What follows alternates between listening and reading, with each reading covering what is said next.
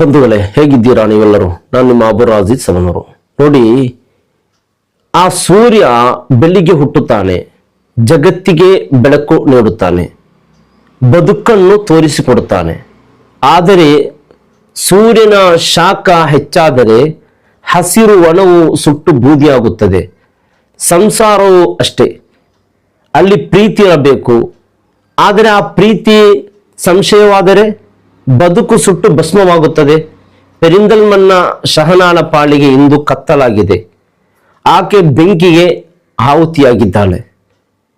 ಈ ವಿಡಿಯೋದಲ್ಲಿ ನಾವು ಚಿಂತಿಸಬೇಕಾದ ಕಾರ್ಯ ನೋಡಿ, ಫೋನ್ ಚೆಕ್ ಮಾಡುವುದು ಪ್ರೀತಿಯೋ ರೋಗವೋ? 5 ತಿಂಗಳಲ್ಲೇ ಪತಿ ಕ್ರೂರಿಯಾಗಿದ್ದು ಯಾಕೆ? ನೆರೆಹೊರೆಯವರ ಜೊತೆ ಮಾತನಾಡಬಾರದೆ? ಶಹನ ಮರಣ ಹೊಂದುವ ಮುನ್ನ ಹೇಳಿದ ಸತ್ಯವೇನು? ಸಂಶಯ ಪಡುವುದು ಇಸ್ಲಾಮಿನಲ್ಲಿ ಎಂತಹ ಪಾಪ? ಪ್ರಾಣ ಉಳಿಸಿಕೊಳ್ಳಲು ನೀವು ಮಾಡಬೇಕಾದದ್ದು ಏನು? ಬಂಧುಗಳೇ, ಶಹನ ಹೊಸ ಬದುಕಿನ ಕನಸು ಕಂಡಿದ್ದಳು. ಪತಿ ಮುನ್ಷಾದಿಗೆ ಸಂಶಯದ ಭೂತ ಹತ್ತಿತ್ತು. ಯಾರ ಜೊತೆ ನಕ್ಕರೂ ಆತನಿಗೆ ಅನುಮಾನ. ಕೊನೆಗೆ ಆತ ಮಾಡಿದ್ದೇನು ಗೊತ್ತಾ? ಸೀಮೆಯನ್ನು ಸುರಿದು ಬೆಂಕಿ ಹಚ್ಚಿದ. ಆ ಮುಗ್ಧ ಜೀವ ಒದ್ದಾಡುತ್ತಿದ್ದರೆ ಆ ಕ್ರೂರಿ ಮೌನವಾಗಿ ನಿಂತಿದ್ದ. ಇದು ಕೇವಲ ಸಿಟ್ಟೋ ಅಥವಾ ರೋಗವೋ? ಆ ಸತ್ಯದ ವಿವರಗಳು ತಿಳಿಯೋಣ. ಬಂಧುಗಳೇ, ಶಹನ ಪತಿ ಮಾಡಿದ್ದು ಕೇವಲ ಸಿಟ್ಟಿನ ಕೆಲಸವಲ್ಲ. ಅದರ ಹಿಂದೆ ಒಂದು ಭಯಾನಕ ಕಾಯಿಲೆ ಇತ್ತು. ವೈದ್ಯರು ಇದನ್ನು ಮೋರ್ಬಿಡ್ ಜೆಲಸಿ ಎನ್ನುತ್ತಾರೆ. ಅಂದರೆ ಸಂಶಯದ ಉನ್ಮಾದ ಅಂತ. ದೊಡ್ಡ ಮನೋವೈದ್ಯರು ಏನು ಹೇಳುತ್ತಾರೆ ಗೊತ್ತಾ? ಇದು ಪ್ರೀತಿಯಲ್ಲ, ಇದೊಂದು ಮನೋವಿಕಾರ. ಪತ್ನಿ ಫೋನ್ ಕದ್ದು ನೋಡುವುದು, ಯಾರ ಜೊತೆ ನಕ್ಕರು ಸಂಬಂಧ ಹುಡುಕುವುದು, ಇವೆಲ್ಲ ಈ ಕಾಯಿಲೆಯ ಲಕ್ಷಣಗಳು. ಮುನ್ಷಾದ್ ಇದೇ ಬೆಂಕಿಯಲ್ಲಿ ಬೇಯುತ್ತಿದ್ದ. ಮದುವೆಯಾಗಿ ಕೇವಲ 5 ತಿಂಗಳಲ್ಲಿ ಹೆಂಡತಿಯ ಚಾರಿತ್ರ್ಯವನ್ನೇ ಅನುಮಾನಿಸಿದ. ಈಗ ಇಸ್ಲಾಂ ಏನು ಹೇಳುತ್ತದೆ ಕೇಳಿ. ನಮ್ಮ ದೀನ್ ಸಂಶಯವನ್ನು ಕಠಿಣವಾಗಿ ವಿರೋಧಿಸಿದೆ. ಕುರ್ಆನ್ನಲ್ಲಿ ಅಲ್ಲಾಹು ಹೇಳಿದ್ದಾನೆ, ಅತಿಯಾದ ಸಂಶಯದಿಂದ ದೂರವಿರಿ, ಯಾಕೆಂದರೆ ಕೆಲವು ಸಂಶಯಗಳು ದೊಡ್ಡ ಪಾಪ ಎಂದು. ಹೆಂಡತಿಯನ್ನು ರಕ್ಷಿಸುವುದು ಗಂಡನ ಧರ್ಮ. ಆಕೆಯ ಗೌಪ್ಯಕ್ಕೆ ಮಸಿ ಬಳಿಯುವುದಿಲ್ಲ. ಶಹನ ಇದನ್ನು ಪತಿಯ ಅತಿಯಾದ ಪ್ರೀತಿ ಅಂದುಕೊಂಡಿದ್ದರು. ಆದರೆ ನೆನಪಿಡಿ, ಬೆಂಕಿ ಹಚ್ಚುವ ಪ್ರೀತಿ ಇಸ್ಲಾಮಿಕ್ ಪ್ರೀತಿ ಅಲ್ಲ. ಇಂತಹ ಗಂಡಂದಿರ ಜೊತೆ ಬದುಕುವುದು ಹೇಗೆ? ವೈದ್ಯಕೀಯ ಮತ್ತು ಇಸ್ಲಾಮಿಕ್ ಪರಿಹಾರವೇನು? ಆ ಜೀವನ ಉಳಿಸುವ ಉಪದೇಶ. ಬಂಧುಗಳೇ, ಶಹನ ಅನುಭವಿಸಿದ ಆ ನರಕಯಾತನೆ ನಮ್ಮ ಸಮಾಜಕ್ಕೆ ದೊಡ್ಡ ಎಚ್ಚರಿಕೆ. ಮನೋವೈದ್ಯರು ಒಂದು ಮಾತು ಹೇಳುತ್ತಾರೆ, ಪರಿಸ್ಥಿತಿ ಕೈಮೀರಿ ಹೋದಾಗ ಜೀವ ಉಳಿಸಿಕೊಳ್ಳಲು ದೂರವಿರುವುದೇ ಶ್ರೇಷ್ಠ. ಸಂಶಯ ಕಾಯಿಲೆಗೆ ಚಿಕಿತ್ಸೆ ಇದೆ, ಆದರೆ ಚಿಕಿತ್ಸೆ ಪಡೆಯದ ಮೃಗಗಳ ಜೊತೆ ಸಂಸಾರ ಮಾಡುವುದು ಆತ್ಮಹತ್ಯೆಗೆ ಸಮಾನ.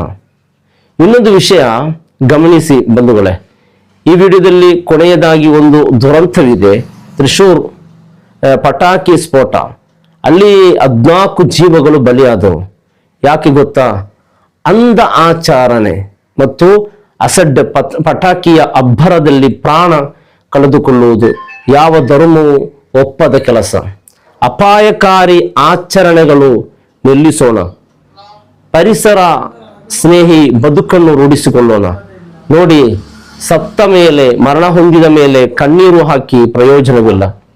ಬದುಕಿದ್ದಾಗಲೇ ಮನುಷ್ಯತ್ವಕ್ಕೆ ಬೆಲೆ ಕೊಡೋಣ. ಶಹನ ಬೆಂಕಿಯಲ್ಲಿ ಬೆಂದಳು. ತ್ರಿಶೂರ್ನಲ್ಲಿ ಪಟಾಕಿ ಬೆಂಕಿ ಬಿತ್ತು. ಬೆಂಕಿ ನಮ್ಮನ್ನು ಸುಡುವ ಮುನ್ನ ನಾವು ಜಾಗೃತರಾಗಬೇಕು. ಹಾಗಾದರೆ ಈ ಸಂಶಯದ ರೋಗಕ್ಕೆ ಔಷಧಿ ಇದೆ, ಇದನ್ನು ಗುರುತಿಸುವುದು ಹೇಗೆ ತಿಳಿಯೋಣ ಬನ್ನಿ ಬಂಧುಗಳೇ. ಸಂಶಯದ ರೋಗ ನಮ್ಮ ಕಣ್ಣಿಗೆ ಕಾಣಲ್ಲ, ಆದರೆ ಅದರ ಲಕ್ಷಣಗಳು ಕಾಣಿಸುತ್ತದೆ. ಗಮನಿಸಿ, ನಿಮ್ಮ ಮನೆಯಲ್ಲೂ ಹೀಗಾಗುತ್ತಿದೆಯೇ? ನಾವು ಗಮನಿಸಬೇಕಾದ ಕಾರ್ಯ, ಸಂಗಾತಿಯ ಫೋನ್ ರಹಸ್ಯವಾಗಿ ನೋಡುವುದು, ಇದು ಲಕ್ಷಣ ಸಂಶಯ ರೋಗದ. 1. 2, ಫೋನ್ ಬ್ಯುಸಿಯಾಗಿದ್ದರೆ ಅಕ್ರಮ ಸಂಬಂಧದ ಆರೋಪ ಮಾಡುವುದು. ಮನೆಯಿಂದ ಹೊರಗೆ ಹೋದರೆ ಗಂಟೆಗೊಮ್ಮೆ ವಿಚಾರಿಸುವುದು. ಇದು ದೊಡ್ಡ ರೋಗವಾಗಿದೆ, ಇದು ರೋಗದ ಲಕ್ಷಣವಾಗಿದೆ. ನೆರೆಹೊರೆಯವರ ಜೊತೆ ಮಾತನಾಡಿದರೆ ಜಗಳ ಮಾಡುವುದು. ಬಂಧುಗಳೇ, ಇವು ಪ್ರೀತಿಯಲ್ಲ, ಇದು ಮಾನಸಿಕ ರೋಗದ ಮೊದಲ ಹಂತ. ಜರ್ಮನಿ ದೊಡ್ಡ ದೊಡ್ಡ ವೈಜ್ಞಾನಿಗಳು ಹೇಳುತ್ತಾರೆ, ಇಂತಹ ರೋಗಿಗಳು ತಮ್ಮ ಕಲ್ಪನೆಯನ್ನೇ ಸತ್ಯ ಎಂದು ನಂಬಲು ಶುರು ಮಾಡುತ್ತಾರೆ. ತನ್ನ ಹೆಂಡತಿ ತನಗೆ ದ್ರೋಹ ಮಾಡುತ್ತಿದ್ದಾಳೆ ಎಂಬ ಸುಳ್ಳು ನಂಬಿಕೆ ಅವರ ತಲೆಯಲ್ಲಿ ಬೇರೂರುತ್ತದೆ. ಇದಕ್ಕೆ, ಈ ರೋಗದ ಲಕ್ಷಣ ಕಾಣುವ ಮೊದಲೇ ನಾವು ಎಚ್ಚೆತ್ತುಕೊಳ್ಳಬೇಕು. ಮುನ್ಷಾದ್ ಕೂಡ ಇದೇ ರೋಗಕ್ಕೆ ಬಲಿಯಾಗಿದ್ದ. ಶಹನ ಎಷ್ಟೇ ಸತ್ಯ ಹೇಳಿದರೂ ಆತನಿಗೆ ಅದು ಸುಳ್ಳಿನಂತೆ ಕೇಳಿಸುತ್ತಿತ್ತು. ನೆನಪಿಡಿ, ಈ ರೋಗಕ್ಕೆ ಸರಿಯಾದ ಚಿಕಿತ್ಸೆ ಬೇಕು. ಮನೋವೈದ್ಯರ ಕೌನ್ಸಿಲಿಂಗ್ ಅಗತ್ಯವಿದೆ. ಕೇವಲ ಉಪದೇಶದಿಂದ ಇದನ್ನು ಸರಿಪಡಿಸಲು ಸಾಧ್ಯವಿಲ್ಲ. ಒಂದು ವೇಳೆ ಚಿಕಿತ್ಸೆಗೆ ಒಪ್ಪದಿದ್ದರೆ ಅಂತವರ ಜೊತೆಗಿನ ಬದುಕು ಎಷ್ಟು ಅಪಾಯಕಾರಿ. ನನ್ನ ಪ್ರೀತಿಯ ನನ್ನೊಳಗಿನ ಗೆಳೆಯರೇ, ಶಹನ ಅನುಭವಿಸಿದ ನೋವು ಯಾವ ಹೆಣ್ಣಿಗೂ ಬರುವುದು ಬೇಡ.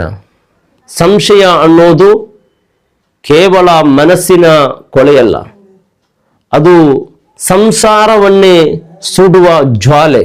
ಒಂದು ವೇಳೆ ನಿಮ್ಮ ಸಂಗಾತಿ ಈ ರೋಗವಿದ್ದರೆ ತಕ್ಷಣ ಮನೋವೈದ್ಯರ ಬಳಿ ಕರೆದೊಯ್ಯಿರಿ. ಚಿಕಿತ್ಸೆ ಮತ್ತು ಕೌನ್ಸಿಲಿಂಗ್ನಿಂದ ಗುಣಪಡಿಸಬಹುದು. ಆದರೆ ನೆನಪಿಡಿ, ರೋಗಿ ಚಿಕಿತ್ಸೆಗೆ ಒಪ್ಪದಿದ್ದರೆ, ಆತ ಮೃಗವಾಗಿ ಬದಲಾಗುತ್ತಿದ್ದರೆ, ಬಂಧುಗಳೇ, ಜೀವಕ್ಕಿಂತ ದೊಡ್ಡದು ಯಾವುದೂ ಇಲ್ಲ. ಮರ್ಯಾದೆಗೆ ಅಂಜಿ ಮೌನವಾಗಿ ಬೆಂಕಿಯಲ್ಲಿ ಬೇಯಬೇಡಿ. ಜೀವ ಉಳಿಸಿಕೊಳ್ಳಲು ದೂರವಿರುವುದು ತಪ್ಪಲ್ಲ. ಶಹನ ಕಣ್ಣೀರು ನಮ್ಮೆಲ್ಲರಿಗೂ ಪಾಠವಾಗಲಿ. ಸಂಸಾರದಲ್ಲಿ ಪರಸ್ಪರ ವಿಶ್ವಾಸವಿರಲಿ. ನಮ್ಮ ಮನೆಗಳು ಪ್ರೀತಿಯ ಸ್ವರ್ಗವಾಗಲಿ, ಸಂಶಯದ ನರಕವಾಗುವುದು ಬೇಡ. ವಿಡಿಯೋದ ಕೊನೆಯಲ್ಲಿ ನಿಮಗೊಂದು ಪ್ರಶ್ನೆ. ಪಿರಮಿಡ್ಗಳ ನಾಡು ಮತ್ತು ನೈಲ್ ನದಿ ಹರಿಯುವ ದೇಶ ಯಾವುದು? ತಿಳಿದವರು ಕಾಮೆಂಟ್ ಮಾಡಿ. ಸತ್ಯದ ಹಾದಿಯಲ್ಲಿ ನಮ್ಮೊಂದಿಗೆ ನಾನು ನಿಮ್ಮ ಅಬೂರಾಜಿ ಸವಣೂರು. ಜಾಗೃತರಾಗಿರಿ, ಪ್ರೀತಿ ಹಂಚಿಕೊಳ್ಳಿ. ಅಸ್ಸಲಾಮು ಅಲೈಕುಂ ವರಹಮತುಲ್ಲಾಹಿ ವಬರಕಾತು.